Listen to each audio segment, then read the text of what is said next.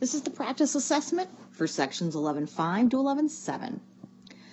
Number 1, write in exponential form the log base 11 of 121 is equal to 2.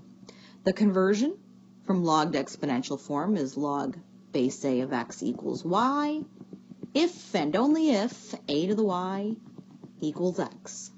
So the base is 11, so it's 11 raised to the second is 121. When you write a log in exponential form, remember to ask yourself at the end of the problem, is the statement I just wrote true?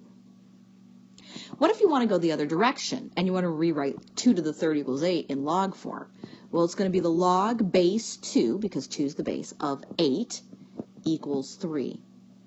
Logs are always equal to the exponent.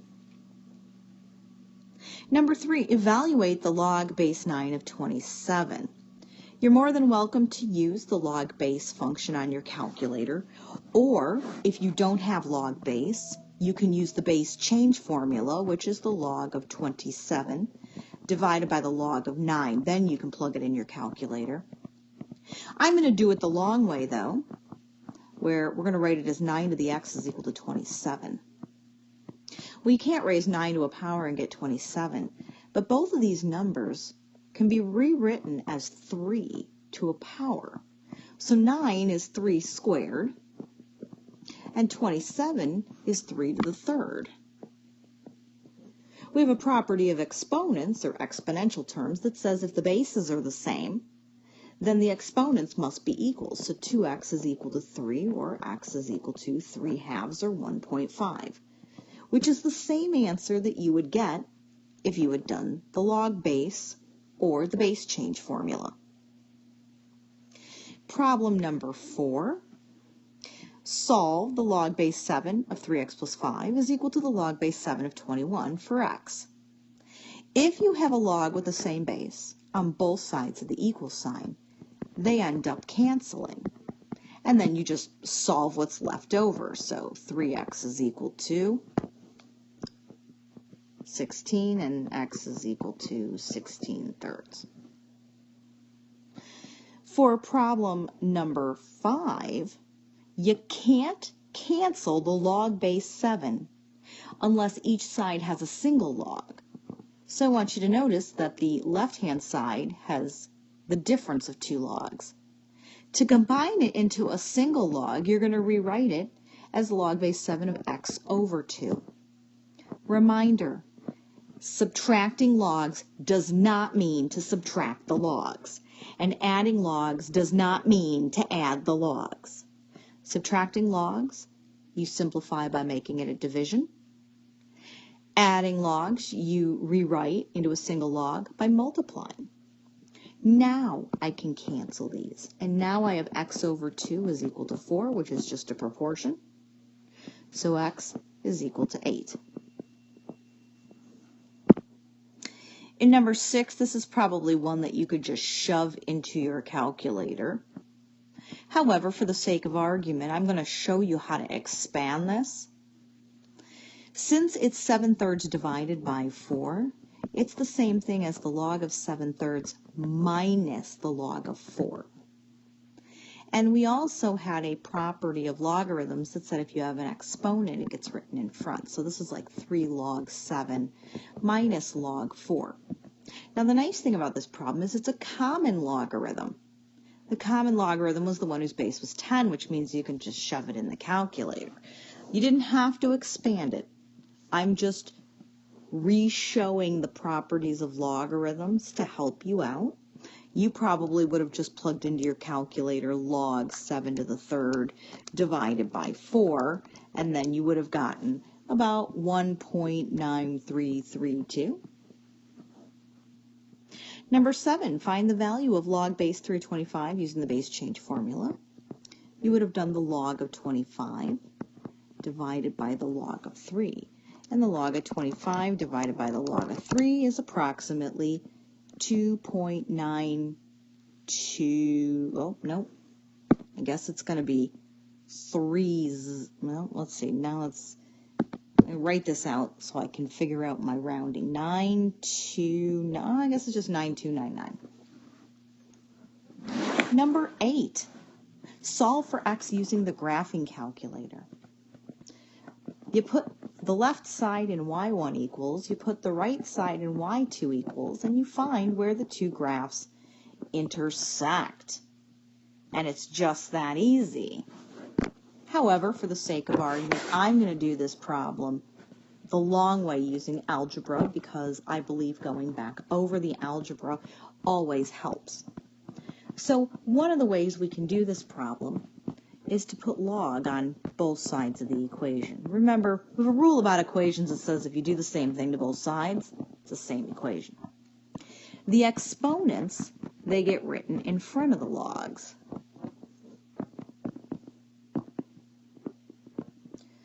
These are just numbers. So the log of 4 is going to be 0.6021. And the log of 3 is going to be 0.4771. On the left-hand side, I'm going to distribute. So 3 times 0.6021 is going to be 1.8063x minus 2 times 0.6021 is going to be 1.2042, and that's going to equal 0.4771x. I'll just move this x to the other side. Doesn't matter what I do. I'm left with negative 1.2042 is equal to, let's see, 0.4771 minus 1.8063 is going to give me negative 1.3292x. And then I'm going to divide by 1.3292. Those negatives will cancel. And negative 1.2042 divided by negative 1.3292 is approximately 0.9060, which is relatively close to what you should have gotten if you did this graphically. When I did this problem graphically, I got 0.9060, so I got the exact same answer that I got here algebraically. Again, on the test, you'll probably choose to just do the problem graphically. An anti-log was just the same thing as saying put in second log. So if you do second and then log, you get 10 raised to, and then just put in the 3.1761. So second log 3.1761 spits out approximately 1,500. The same works for anti-natural log. Hit second ln,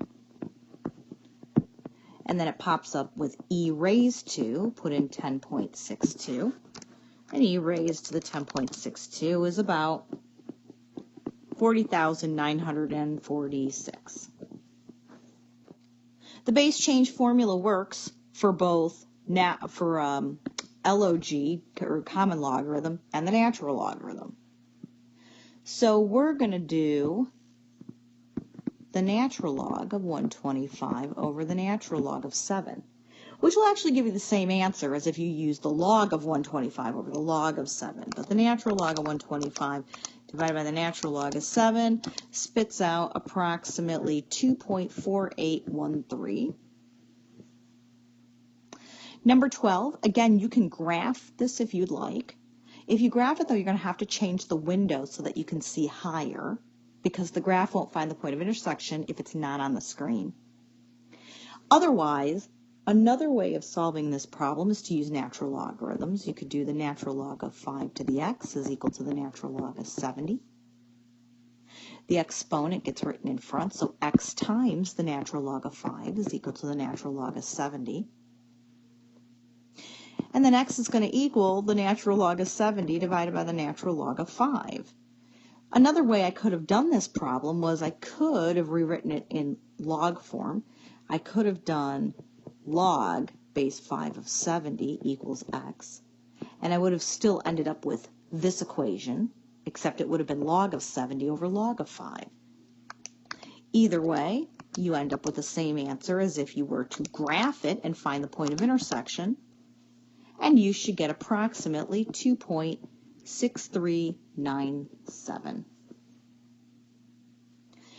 In number 13, how long does it take for an amount to be doubled if compounded continuously at a rate of 6% and 10.2%? So we had this doubling formula that said that the time it took to double your money if it's compounded continuously is the natural log of 2 divided by the interest rate as a decimal.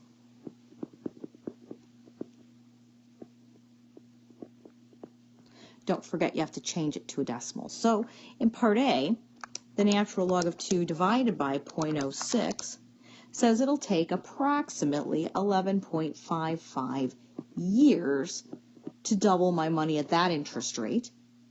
And in part B, the natural log of 2 divided by 0.102 is approximately 6.8 years to double my money at that interest rate. In the last problem, we're going to write this equation as an exponential function using the regression on our graphing calculator. So the bacteria colony, L1 is going to be your time in hours, and L2 is going to be your population in thousands. Remember, it says population in thousands because that's really important. So put the data in your calculator. Don't forget to go clear out old data. When you graph it, this is what the data looks like. So it looks like it's an exponential growth. And then you go to Stat Calc, Exponential Regression, which is option 0. And the equation that spits out is y equals 20.3942 times 1.2660 to the x.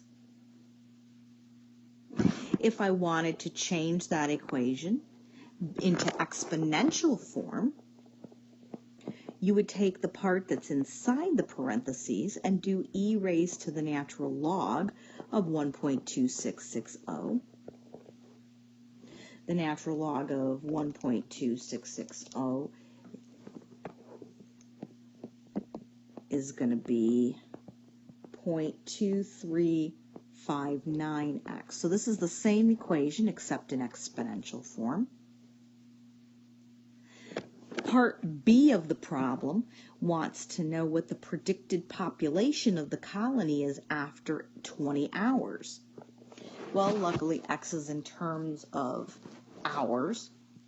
So if you use the original equation, the 20.3942 times 1.2660, and raise it to the 20th, you're going to get about 2,281 thousand, so you have to multiply it by 1,000. So times 1,000 would be 2281000. So about 2,281,000. If you use the exponential form e, although I did not ask you to do it on the test, but I'm going over it again anyway, you would do 20.3942 e raised to the 0.2359 times 20, and you would get a little bit less. You'd get 2,274 times 1,000, which is 2274000, which is about 2,274,000. So the answer is a little bit different, and it's due to rounding errors, but it doesn't matter which way you do the problem. Again, what I did in red is extra added. Maybe I'll make it an extra credit on the test if you can convert from the exponential regression form that the calculator gives you to be in terms of E. And that is the review for the 11.5 to 11.7 assessments.